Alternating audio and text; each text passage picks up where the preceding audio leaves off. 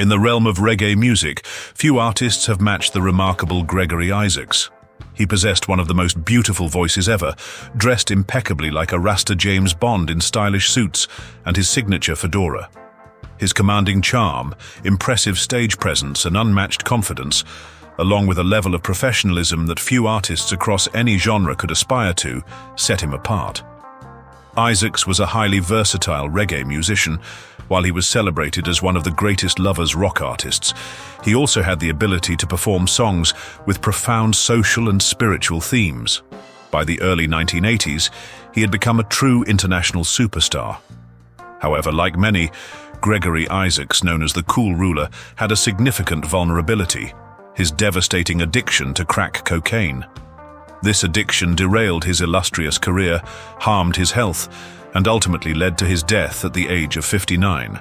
In a 2017 interview, reggae icon Don Carlos recounted a time in the early 70s when he encountered Gregory, who warned him against drugs, stating that what he held was not for him. This was tragically ironic considering Gregory's fate just a decade later. The exact moment Gregory Isaacs became addicted to cocaine is unclear, but those close to him suggest it began around the time he secured his first international record deal with a Virgin Records subsidiary in 1978, coinciding with his friend Dennis Brown's own struggles with cocaine during a US tour. After struggling to find success with various producers since he was 18, Gregory joined forces with singer Errol Dunkley to create the African Museum Record Store and label in 1973.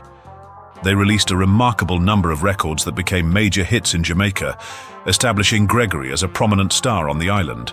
His first taste of international success came through his close friend Dennis Brown, who had moved to England in 1977 and started his own label, DEB Records.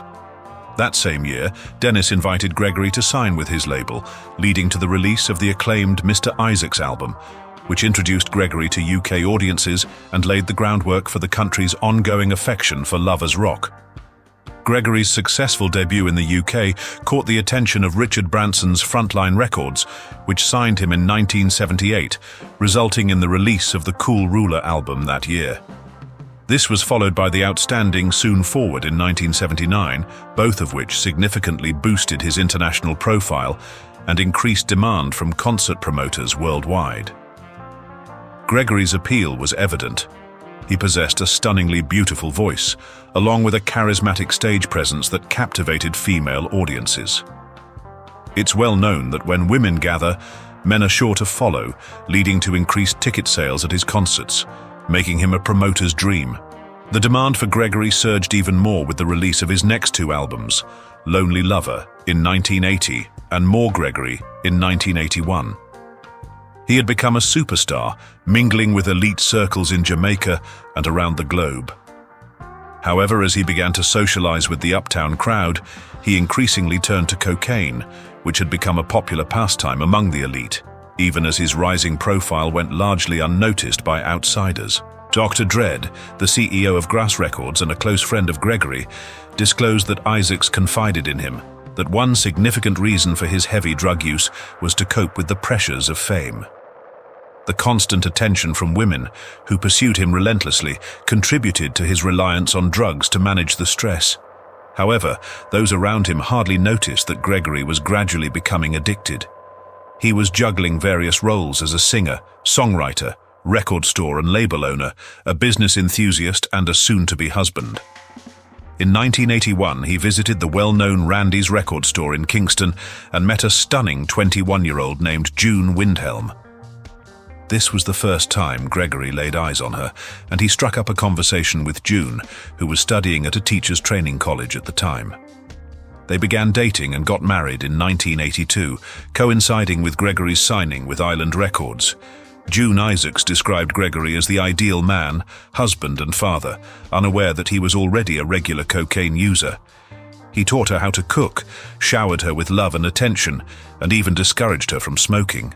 However, over time, his demeanor changed. He started to distance himself from his old friends and gravitated towards unfamiliar faces that made her uneasy. He began spending less time at home and would occasionally vanish for days.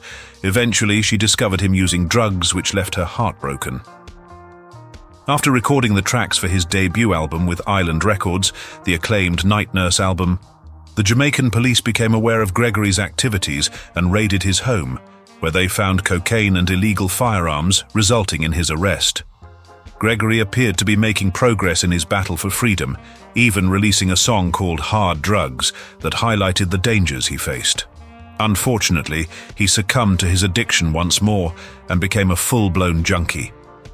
While he had previously managed to balance his drug use with his career, his increasing unreliability began to frustrate concert promoters, leading him to miss flights for international shows and even performances in Jamaica.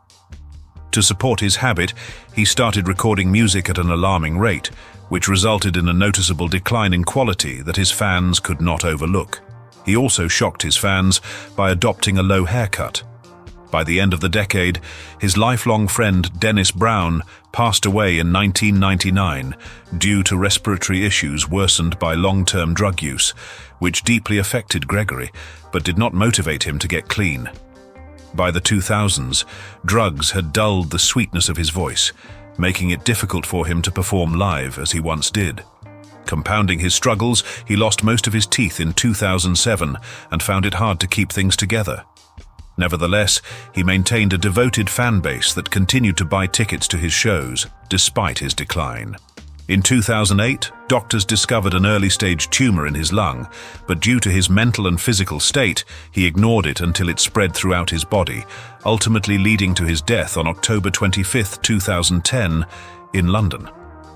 This marked the tragic end of Gregory Isaacs, one of Jamaica's most charismatic and talented artists. His story serves as a cautionary tale about the perils of drug abuse. Yet despite his flaws, he displayed a level of bravery and honesty that is rare among artists of his stature, as he was one of the few who openly acknowledged his struggles with addiction.